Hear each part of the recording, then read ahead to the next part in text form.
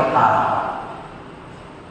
Natural सुख ऐसा होता है कि आप दिन भर पढ़ते पढ़ते, मोबाइल देखते देखते, टीवी देखते देखते आंखें एकदम जलन करने लगी, एक के दो दिखने लगे, मसल मसल करके आंखों को देख रहे पर भी नहीं दिख रहा है। क्यों? क्योंकि जो रिफ्लेक्शन पड़ता है उनका, इसका मोबाइल की स्क्रीन का, वो आंखों को डैमेज करता है, मस्तिष्क को चक्कर प्रदान करता है। जो लिवरिन थायनाइन की आपकी जो मशीन वो होती है नली, उसमें सीधा सीधा इफेक्ट करता है। पिट्यूटरी ग्रंथि को भी वो डिस्टर्ब करने की कोशिश करता है। तो व्यक्ति जब ऐसी स्थिति में पहुंच जाता है तो सबको रखकर आराम करता है, सो जाता है।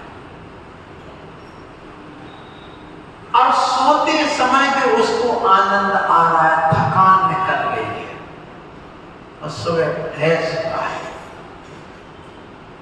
अब बताइए उस सोने में सुख मिला कि नहीं? वो दुख का प्रतिशत कम हुआ कि नहीं?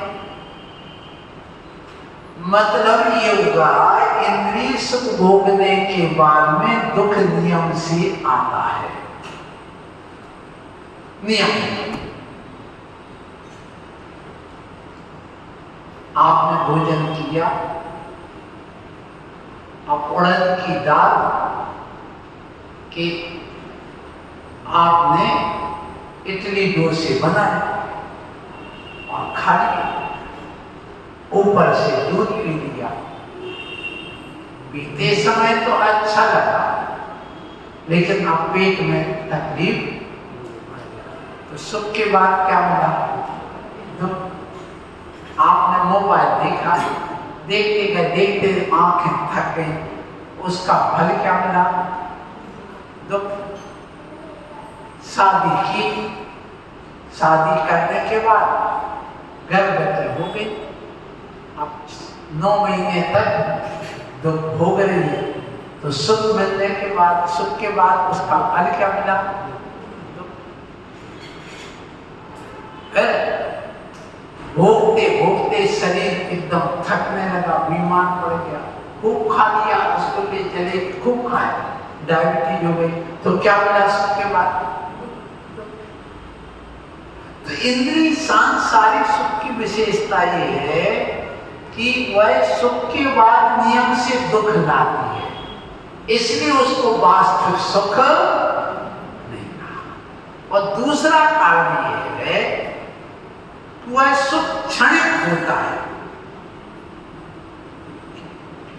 हमने एक दिन और उदाहरण दिया, किसी ने रसगुल्ला खाया, जीभ पर रखा, अब उसके लिए कितना श्रम किया बनाने में, कितना कष्ट उठाया, गाय पाली, दूध निकाला, छाना, गरम किया, मावा बनाया, उसके बाद में उसने उसको ओंटा, ओंट करके फिर अब वहाँ उसमें चाशनी बनाई, उस मावा निकाली, फिर गरम किया, तो उसकी बनाई, फिर खाई।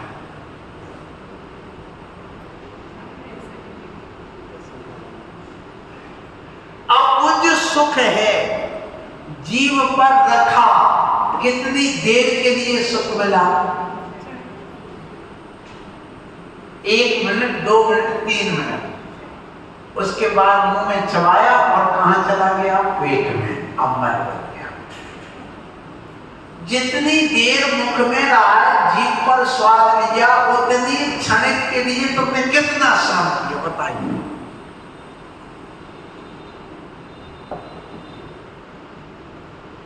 ये है इंद्रिय सुख की दशा। इसलिए आचार्य कहते हैं कि हे ज्ञानियों, सब ज्ञान, सारे जीव ज्ञानी, संसार में एक भी जीव अज्ञानी नहीं है। ज्ञान आत्मा का स्वभाव है, गुण है, धर्म है, लक्षण है। वो कभी मिटता नहीं है, वो चैतन्यमय है। इस अपेक्षा से सब ज्ञान, सबके अंदर वह केवल ज्ञान बैठा है। सिर्फ इतना अंतर हुआ है तो मोहिनी कर्म का जो आवरण है, कौन सा? मोहिनी। इस मोहिनी कर्म ने सबको मोहित कर रखा है, गहन भाव में ला रखा है, मूर्छा पैदा कर रखी है, अपने आत्म स्वरूप को भुला दिया है, पर को अपना मनवाने लगा है, पर की ओर दृष्टि ले जाने लगा है।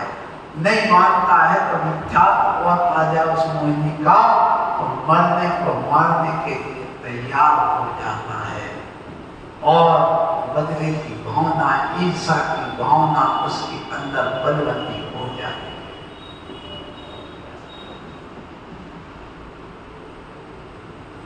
और जब वह सोच लेता नहीं, ये मेरा नहीं है, मैं इसका नहीं हूं, लोक व्यवहार है, चलाना पड़ेगा।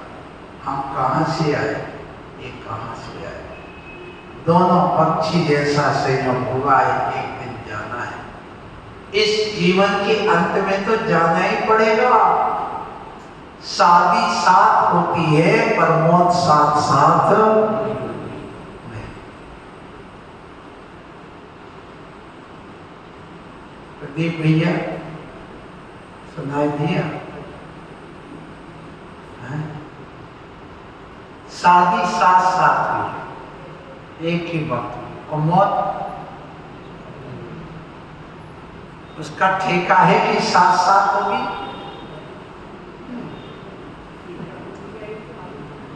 कोई ठेका नहीं। शादी में नारी की हाइट हमेशा कुछ कम रखते हैं।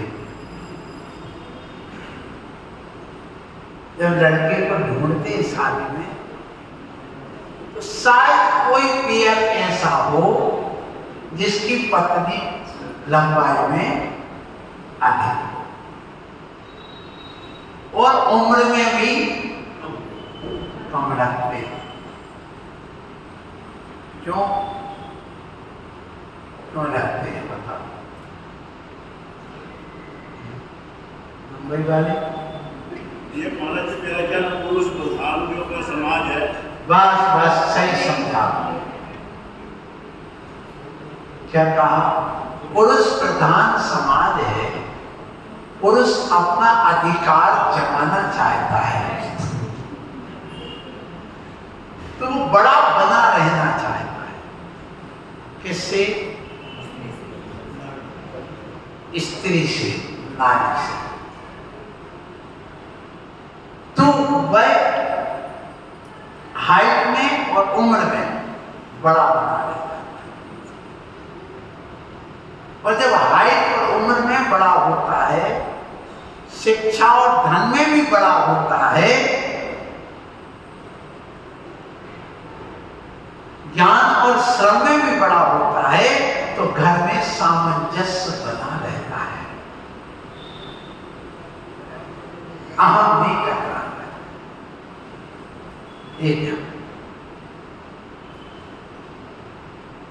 इसलिए पुरुष प्रधान व्यवस्था होने से, सुना सुशील भैया, ये ऐसी तो अब ये सुख कैसे मिले, विषय ये चल रहा है। और ये दुख का कारण क्या है? संसारी प्राणी दुखी हो गए। बस ये बात यहां पर कही जा रही। तो एक ही पंक्ति में कहा कि ये संसारी प्राणी संसार में दुखी इसलिए है कि इसने पहले तो मिथ्या धारणाएं बना रखी ढेर सारी। मिथ्या धारणा जिसको कहते मिथ्या श्रद्धा। क्या बोलते? सम्यक श्रद्धा उसने किए ही नहीं। तो उस मिथ्या को हटाओ, मिथ्या दर्शन हटाइए, सम्यक दर्शन लाइए। दूसरा कारण बताया कि ये जो जीव है, ये जीव मिथ्या ज्ञान को लेकर के बैठा है। मिथ्या ज्ञानी जीव, मिथ्या दृष्टि जीव, मैं इसको मारूं, ये मिथ्या ज्ञान है। क्या है? मिथ्या ज्ञान। मैं इससे बदला लूं, एक अज्ञान है, एक मिथ्या अज्ञान है। मैं इसको जीवित नहीं रहना दूंगा। ये सब मिथ्या ज्ञान की वजह से जीव के अंदर उल्टे उल्टे विचार आते हैं। जितनी भी नेगेटिविटी चल रही है, लूटने की, खाने की, मारने की, ये सब मिथ्या ज्ञान की वजह से। जब सम्यक ज्ञान उसके अंदर होता, नहीं नहीं नहीं नहीं नहीं, ये भी जीव है, इसको बचाओ, अपन को मारना नहीं, इससे बदला नहीं लेना, ये मेरा दुश्मन नहीं है, मेरे कर्म दुश्मन है। इतना अंतर आ जाता है सम्यक ज्ञान और मिथ्या ज्ञान। तो कहा मिथ्या को, मिथ्या ज्ञान को हटाए।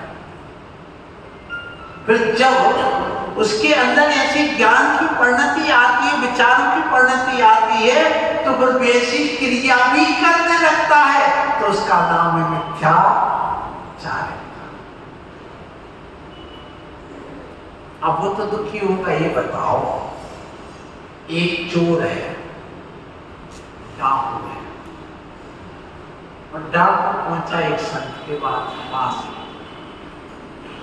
चोरी करके, डाका डाल के, लूट करके, हत्या करके पहुंचा।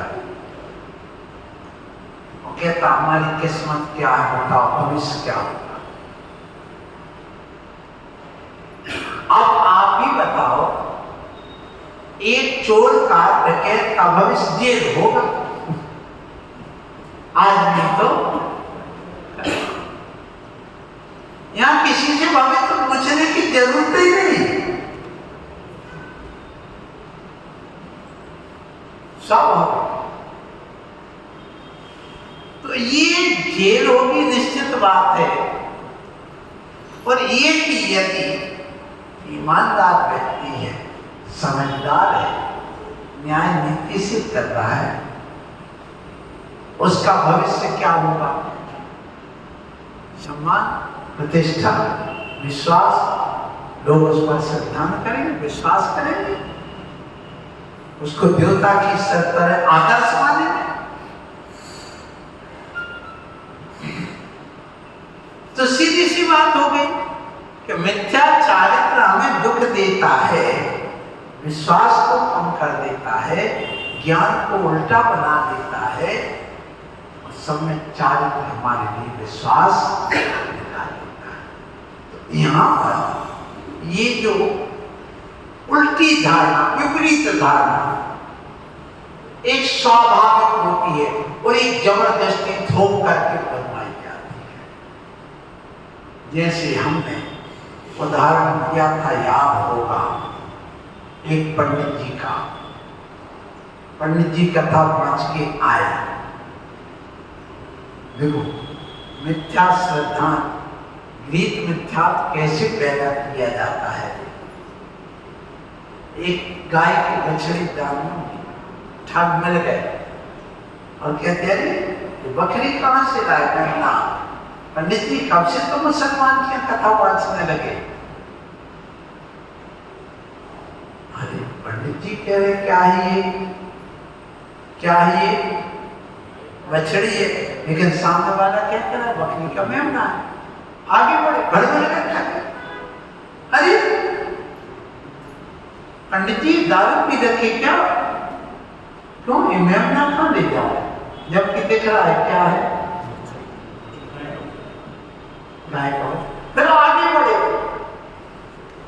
फिर क्या पंडित जी पागल हो गए क्या, गर्मी ज्यादा चढ़ गई, क्यों ये मेमना कहाँ ले जा रहे। अब देखिए कैसे मिथ्या धारणा दूसरों के द्वारा बनवाई जाती है। अंतुगत्वा उसने जो सामने दिख रहा है, प्रत्यक्ष दिख रहा है, उसके बावजूद भी वह उसको छोड़ करके और घर खाली हाथ चला गया। इसी प्रकार प्रत्यक्ष दिख रहा है कि हिंसा पाप का कारण है, हिंसा को सरकार भी स्वीकार नहीं करती, लोक व्यवहार में भी जेल आदि दी जाती है, लूटपाट इसी प्रकार से शुभ नहीं हो सकता। इसको लोक में, न्याय में, संसार में, नीति में, लोकतंत्र में, राजतंत्र में इसको पाप मान करके, अन्याय मान करके उसको दंड का प्रावधान किया गया। इसका मतलब पाप है। फिर भी किसी की लड़की को हरण किया जा रहा, बहलाया फुसलाया जा रहा है, हिंसा कत्ल की जा रही कि इसको मारने से तुम्हें मोक्ष मिल जाएगा, वैकुंठ मिल जाएगा, जन्नत मिल जाएगी। तो ये सिखा पढ़ा करके देख बेटी, तुझे जन्नत चाहिए तो तुझे मानव बम बनना पड़ेगा। राही नाम का लड़का कह रहे हैं आरुषि नाम की, वो नीरू नाम की लड़की से, नीरू बिष्ट नाम की लड़की से एक घटना तो पता है ना सबको, कि नहीं पता है? हम बता चुके हैं, आप डिटेल में बताई, फिर से कहते एक बार और। यहाँ पर बंद तत्व की भूल क्या है, इसको बताया जा रहा है।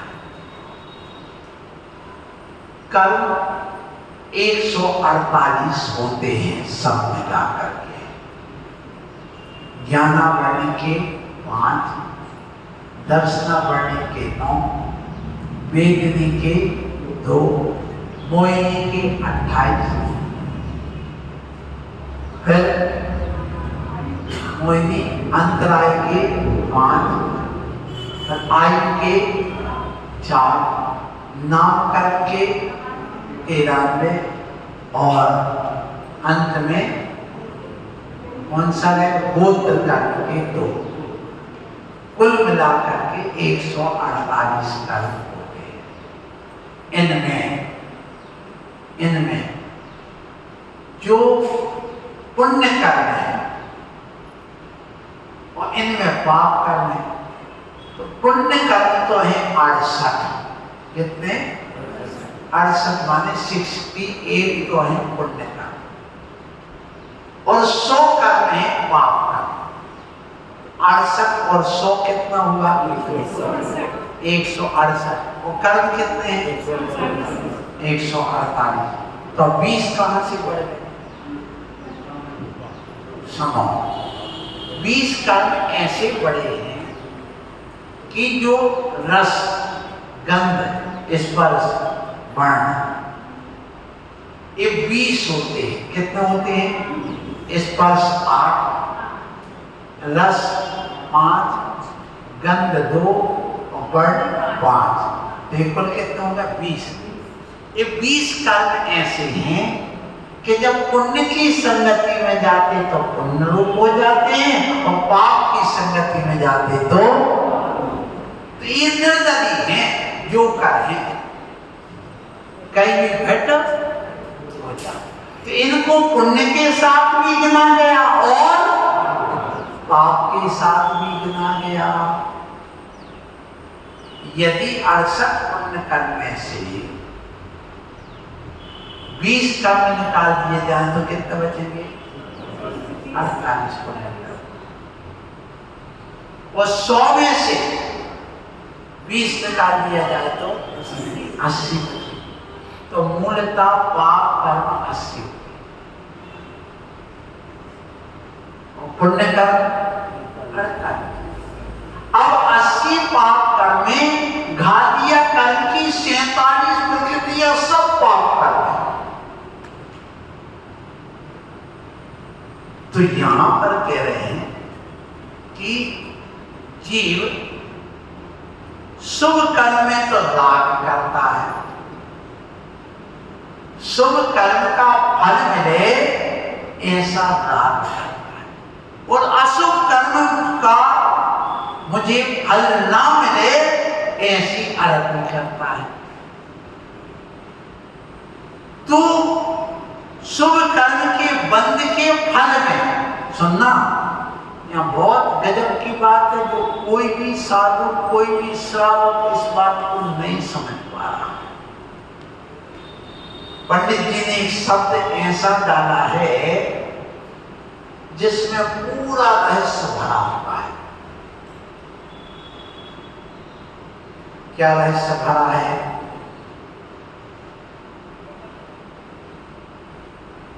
जैसे दुनिया में इतने सारे धर्म हो गए, किसकी वजह से? परिभाषा एक है, लेकिन एक शब्द की वजह से संसार में इतने सारे धर्म हो गए। कौन से? सुनो, किसी प्राणी को कष्ट नहीं पहुंचाना धर्म है। ये हमने धर्म की डेफिनेशन परिभाषा बताई। इसको जैन ने भी स्वीकार किया, बुद्ध ने भी, सिख ने भी, ईसाई ने भी, हिंदू ने भी, मुसलमान ने, सबने स्वीकार किया। हमें आपकी परिभाषा स्वीकार है, किसी प्राणी को कष्ट नहीं पहुंचाना धर्म है।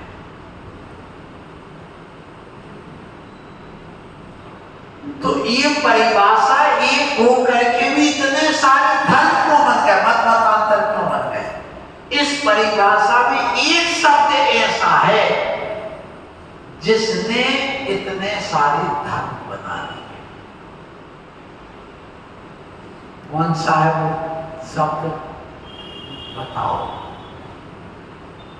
किसी प्राणी को कष्ट नहीं पहुंचाना धर्म है। इसमें एक शब्द ऐसा है जिसने हजारों मत मतांतर बना दिए, धर्म बना दिए, संप्रदाय बना दिए।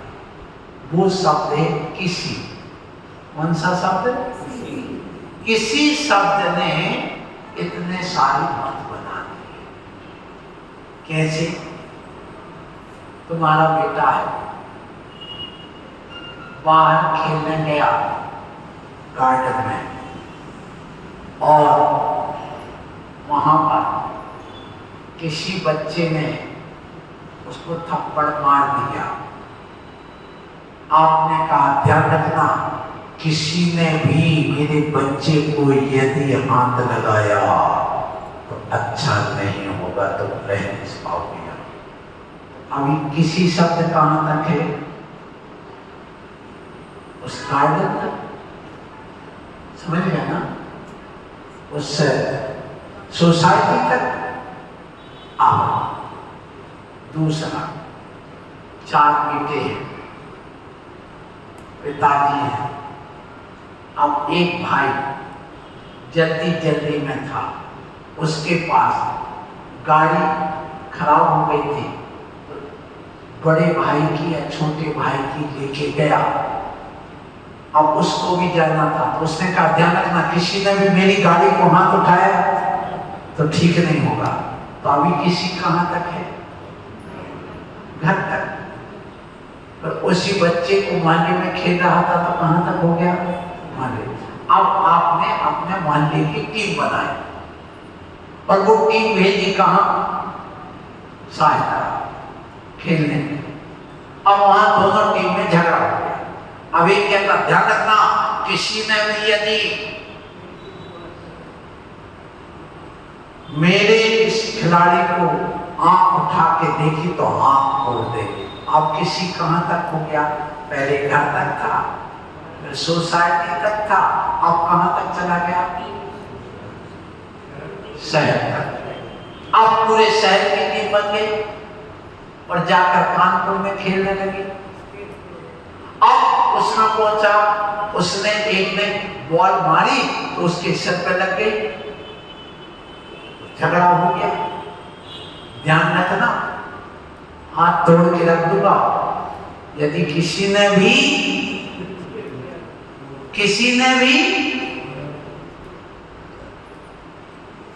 हमारे साथी को मारा। अब किसी कहां तक पहुंच गया? बोलो, स्टेज तक पहुंच गया। अब एक स्टेट की टीम बन गई पूरी यूपी की, और एमपी वाले से मैच होने गया खेल। अब वहां पर झगड़ा हो गया, उसने बल्ला दे मारा तो बोले ध्यान रखना, यदि किसी ने भी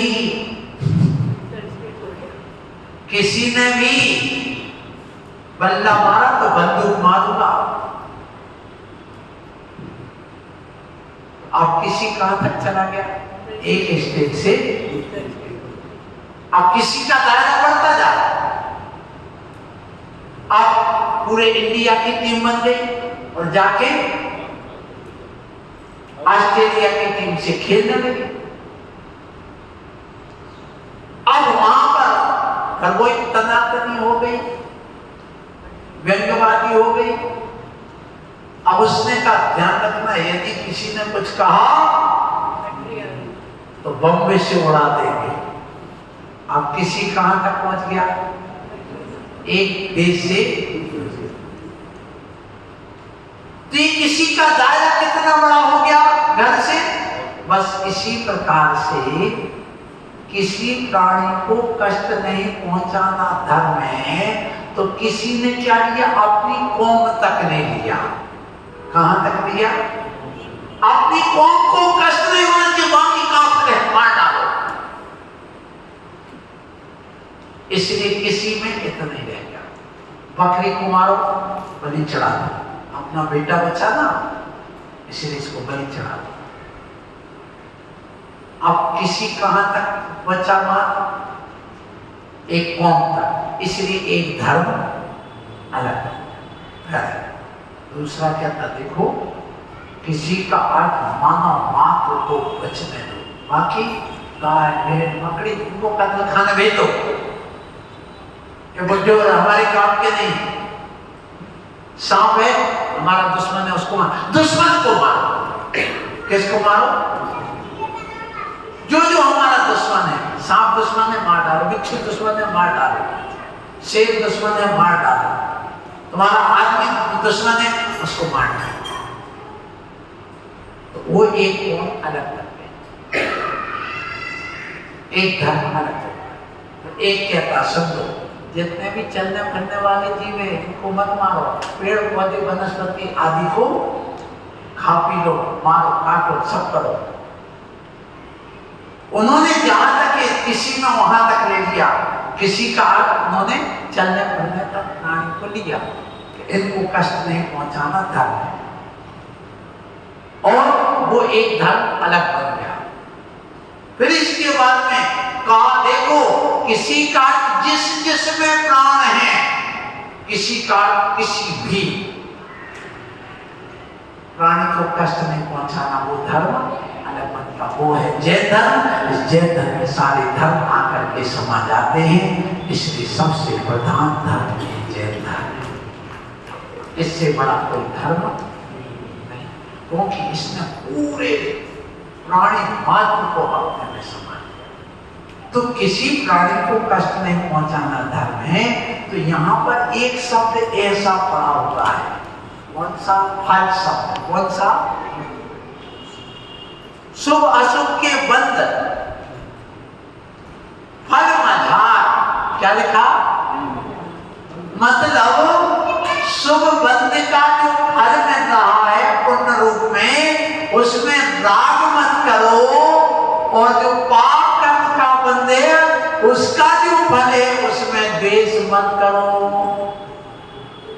अशुभ कर्म में राग मत करो उसके फल में।